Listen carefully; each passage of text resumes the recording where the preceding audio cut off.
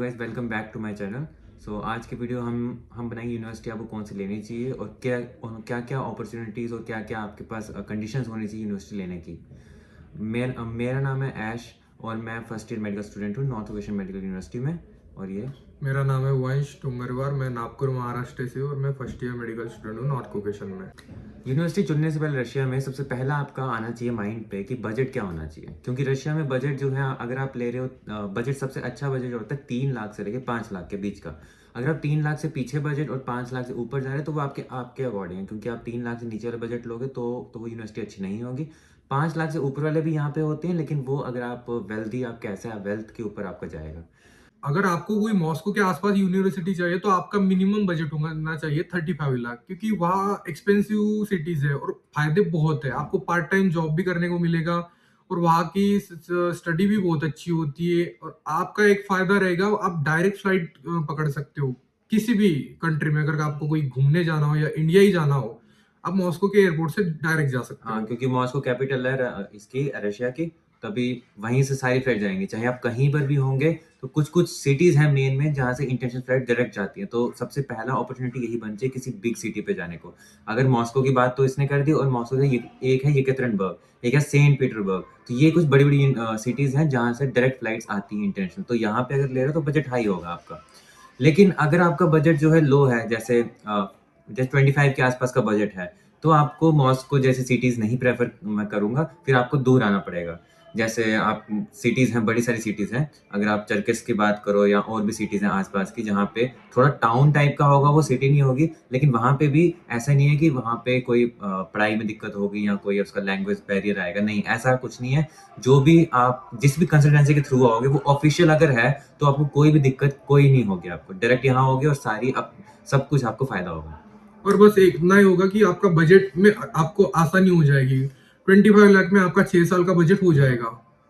और दूसरा जो आता है ऑप्शन मतलब कंडीशन, वो ये है कि एक पहला तो हो गया बजट, दूसरा आता है क्लाइमेट जो बहुत इंपॉर्टेंट है इंडियंस के लिए, क्योंकि इंडिया में नॉर्मली टेम्परेचर ज़्यादा डाउन जाता नहीं है और रशिया में ज़्यादातर ये फेमस ही रशिया इसलिए है पूरी दुनिया में क्योंकि यहाँ क्लाइमेट सबसे डाउन जाता है, जितना डाउन जाएगा।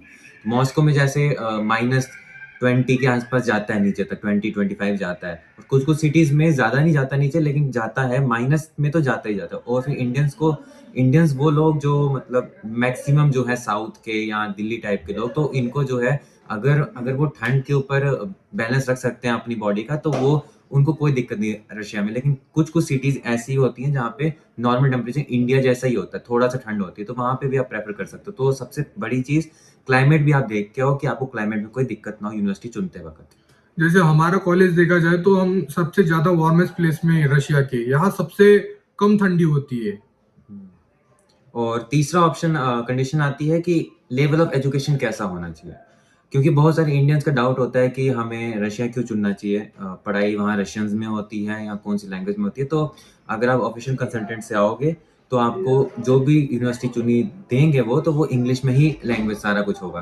तो टोटल फर्स्ट ईयर से लेकर 6th ईयर तक टोटल जो होगा आपका वो इंग्लिश में होगा, तो कोई भी लैंग्वेज बैरियर नहीं आएगा। जो भी टीचर्स हैं यहाँ इंग्लिश में आपको पढ़ाते हैं, रशियन खुद जो टीचर होते हैं वो आपको इंग्लिश में ही ट्रांसलेट करते हैं रशियन में, ताकि आपको कोई भी रशियन दिक्कत ना हो। लेकिन जो आपका एक एग्जाम होता है गॉस एग्जाम, जिसको हम कहते हैं स्टेट लेवल का एग्जाम, वो आपको रशियन में देना है। सिर्फ एक यूनिवर्सिटी है जिन्होंने अभी कन्वर्ट करके उसको भी इंग्लिश में कर दिया, वो है समारा स्टेट मेडिकल यूनिवर्सिटी। बाकी सभी यूनिवर्सिटीज इस वक्त गॉस का एग्जाम रशियन में ही ले रही है, तो बस ये ध्यान रखना। गलती से भी ऐसी यूनिवर्सिटी मत चूज करना जहाँ इंग्लिश में ना पढ़ा जाए। वहाँ ट्रांसलेटर बैठे होते हैं। ऐसे मेरे कई दोस्त हैं जो गलती करके वहाँ उन कॉलेजेस में गए।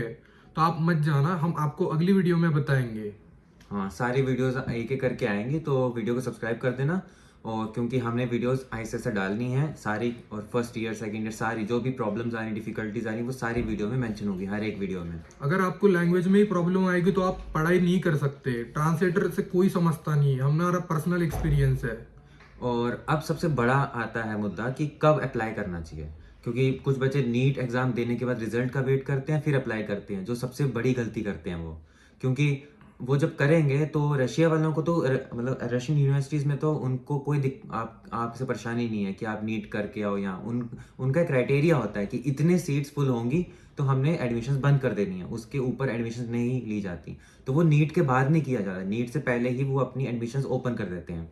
तो मैं आपको प्रेफर करूंगा नीट एग्जाम देने से 2-3 महीने पहले ही आप चुनना शुरू कर दो, ऑप्शंस लेना शुरू कर दो कंसल्टेंसी से कि मैं कौन सी यूनिवर्सिटी लूँ। और खुद भी आप देखो यूट्यूब में से कि कौन सी यूनिवर्सिटी सही रहेगी स्टेट के अकॉर्डिंग, जो भी कंडीशंस बताई तो उसके अकॉर्डिंग भी आप देखो, और आप ऑलमोस्ट नीट से 2-3 महीना पहले अप्लाई करना शुरू कर दो, क्योंकि सीट्स फुल हो जाएंगी, फिर आपको वो यूनिवर्सिटी नहीं मिलेगी। किसी यूनिवर्सिटी में मत जाना जहाँ कैप सीट से ज्यादा एडमिशन कर रहे हो, और ये कौन करता है, कंसल्टेंट करते हैं, वो एडमिशन करते हैं, जितनी सीट होती है उससे ज्यादा कहीं एडमिशन कर देते हैं। और क्या हुआ, अब एग्जाम्पल में बता दूं तो बशीकर में क्या हुआ, वहां सीट से 150 या कुछ समथिंग सीट है, वहां 300-400 बच्चों की एक बैच हुई थी। अब वहां क्या हो रहा है, हर साल बच्चे 30 से 40 बच्चे एक्सपेल हो रहे हैं। और ये वही है जो मैंने बोला कि अगर आप बिना देखे, बिना कंसल्टेंट के, जो अप्रूव नहीं होगा इंडिया से, अगर आप करवाओगे तो वही सारे काम करेंगे, क्योंकि उनको तो आपसे पैसा चाहिए। चाहे आप जहाँ मर्जी जाओ, अगर आप चले जाओगे आप तो उनको पैसा दे दोगे, आप जाने के बाद एक्सपेल हो जाओगे, उनको कोई दिक्कत नहीं होगी, कोई कंसल्टेंट, कोई गवर्नमेंट आपकी मदद नहीं करेगी। और ये देखना कि यूनिवर्सिटी गवर्नमेंट हो ना कि प्राइवेट। प्राइवेट में बहुत फ्रॉड्स चलते हैं। प्राइवेट में तो ये भी दिक्कत आएगी कि प्राइवेट में आपको काफ़ी अप्रूव्ड यूनिवर्सिटीज़ नहीं होती। जैसे अप्रूव, मेन चीज़ अप्रूव्ड होनी चाहिए एनएमसी, क्योंकि नॉर्मली इंडियंस जो है वापस आते हैं इंडिया, रशिया से पढ़ के वापस इंडिया आएंगे, तो अगर वो एनएमसी अप्रूव, मतलब नेशनल मेडिकल काउंसिल के अप्रूव नहीं होगी, तो वहाँ पे वो डॉक्टर कर ही नहीं सकते। वो आगे नीट पीजी का मतलब एग्जाम या नेक्स्ट कुछ नहीं कर पाएंगे और डॉक्टर नहीं बन सकते, वो सिर्फ रशिया में रह गए फिर। तो दूसरा जो है WHO अप्रूव। WHO सबको पता है, WHO उसी के लिए जिन्होंने बाकी वर्ल्ड हेल्थ ऑर्गेनाइजेशन पे पूरा सिस्टम रखना है कि आप अमेरिका जाना है या कहीं जाना है, WHO नहीं होगी आप वहां भी नहीं जा सकते। और आपको अगर कोई अब्रॉड में रहने का अगर प्लान है तो आप यूएसएमएल एएमसी अप्रूव्ड यूनिवर्सिटी देखना। अगर ये नहीं देखोगे तो आपका सपना खराब ही हो जाएगा, आपको इंडिया में ही रहना पड़ेगा। हाँ, काफ़ी बच्चे मैक्सिमम, क्योंकि बजट टाइट के अकॉर्डिंग वो यूएसएमएल नहीं करते, वो प्लैब का करते हैं, क्योंकि प्लैब यूके और आयरलैंड में काम कर जाता है। तो प्लैब का जो फीस है वो ऑलमोस्ट 5-6 लाख में हो जाती है प्लैब पूरी, तो वो आपको 2 बार देने हैं। तो इसलिए प्लैब अप्रूव्ड होनी चाहिए अगर आप यूके या आयरलैंड किसी ऐसे देश में जाना चाहते हो। और लास्ट जो आता है कंडीशन ये आती है जो मैंने बताया, ऑफिशियल कंसल्टेंट। तो इसके पीछे एक बहुत बड़ा है मसला, जो मैं एक स्पेशल वीडियो भी बनाऊंगा इसकी, तो यहाँ पे मैं आपको समरी बता देता हूँ कि कंसल्टेंट होते क्या हैं। क्योंकि काफ़ी कंसल्टेंट ऐसे होते हैं कि आपने किया, आपने नाम लिया, उन्होंने यूनिवर्सिटीज़ आपको बताई, और आपने यूट्यूब में भी नहीं देखा, आपने कहीं नहीं देखा उन उन मतलब कंसल्टेंट के बारे में आपने कुछ जाना भी नहीं, ना उनसे पूछा कुछ आपने, और उन्होंने आपको झूठ बूठ बोल के आपसे पैसे ले ली और फीस भी आपसे ले ली और आपको भेज दिया। वीज़ा असली लगा के भेज दिया, उसे कोई दिक्कत नहीं है कि झूठ लगा के भेजेंगे, वीज़ा असली लगा के आपको भेज दिया। जब वहाँ जाते हो आप, वहाँ पे जाने के बाद आपको शुरू में ही दिक्कत आना शुरू हो जाती है कि आपको कोई भी कंसल्टेंट, वही जहाँ से आपने करवाया है, वो आपकी मदद नहीं करेगा यहाँ पहुँच के रशिया में, और आपको थोड़ी देर में एक्सपेल कर दिया जाएगा यूनिवर्सिटी के थ्रू, क्योंकि आप हो लेकिन उनके मतलब स्टूडेंट हो, लेकिन क्या हुआ, सीट एक्स्ट्रा थी, एक्स्ट्रा सीट की वजह से यूनिवर्सिटी सीट 150 ही रखती है। अगर 150 या 200 जितना अकॉर्डिंग यूनिवर्सिटी के होगा, अगर वो उससे ऊपर हुआ, यूनिवर्सिटी आपको करवाती है, लेकिन उसका मकसद होता है 1 साल में निकालना, एक्सपेल करना बच्चे, और करती है ये, हर यूनिवर्सिटी करती है ये, हमारी यूनिवर्सिटी भी करेगी, सबकी यूनिवर्सिटी करती है। उन्होंने निकालने होते हैं बच्चे, क्योंकि उनको चाहिए, मैं सही बताऊँ, उनको चाहिए, दूध में पानी आ गया, दूध में मिक्स पानी आ गया, लेकिन उनको चाहिए मलाई निकालनी है, अब वहाँ से क्रीम निकालनी है दूध में से पूरी, तो वो क्रीम निकालना चाहते हैं वो, ताकि अच्छे से अच्छे बच्चे यहाँ पे हमारे यहाँ पढ़ें। और मैं तो इतना ही बोलूंगा कि ऑफिशियल कंसल्टेंसी आना, मैं खुद थर्ड पार्टी से आया, मेरे कितने पैसे गए हैं मेरे को पता है। बाकी हम नाम नहीं लेंगे किसी भी कंसल्टेंट का अभी, क्योंकि ये स्पॉन्सर्ड वीडियो भी नहीं है, और दूसरी चीज़, यहाँ पे बहुत सारे अप्रूव्ड हैं कंसल्टेंट, तो हर एक का लेना लगूंगा तो फिर दूसरा बोलेगा कि हमारा नहीं लिया, इसलिए मैं किसी का भी नहीं लूँगा। अगर आपको फिर भी आपको जानना है कि कहाँ से कर रहे हैं, कि क्या क्या डिटेल्स आपको जाननी है, तो आप मैसेज कर दो, जो नीचे लिखा हुआ है, फ़ोन नंबर भी लिखा है, ईमेल भी लिखी है, तो आप मेल कर दो या फिर फ़ोन व्हाट्सएप कर दो, तो मैं आपको 3-4 घंटे में रिप्लाई कर दूंगा, रशियन टाइम के अकॉर्डिंग 3-4 घंटे में रिप्लाई कर दूंगा। जो मैंने बताया था कि चरकिस के बाद, मैं चरकिस में रहता हूँ, तो चरकिस की क्लाइमेट की अगर बात करूँ तो इस तरह आप अंदाज़ा लगा सकते हो कि इंडिया जैसा टेम्परेचर कैसा है यहाँ पे, क्योंकि आज 13 दिसंबर है, तो आज बर्फ़ पड़ी है इतनी देर, पूरे रशिया में बाकी सभी सिटीज़ में बर्फ़ पड़ चुकी है, और टेम्परेचर ऑलमोस्ट बाकी जगहों में माइनस में जा चुका है, -10 -8 जाता है। लेकिन आज 13 दिसंबर है, बहुत लेट है दिसंबर। 25 दिसंबर में तो पता है आपको क्रिसमस डे होता है, बर्फ़ पूरे रशिया में पड़ी होती है, बाकी यूरोपियन कंट्रीज़ में। यहाँ पे 13 को पड़ी है पहली बर्फ़, और बर्फ़ जो स्नोफॉल हुई है वो इतनी ज़्यादा भी नहीं हुई है, नॉर्मल हुई है। टेम्परेचर थोड़ा सा नीचे गया है, -3 -4 जाएगा, उससे ज़्यादा नीचे नहीं जाएगा।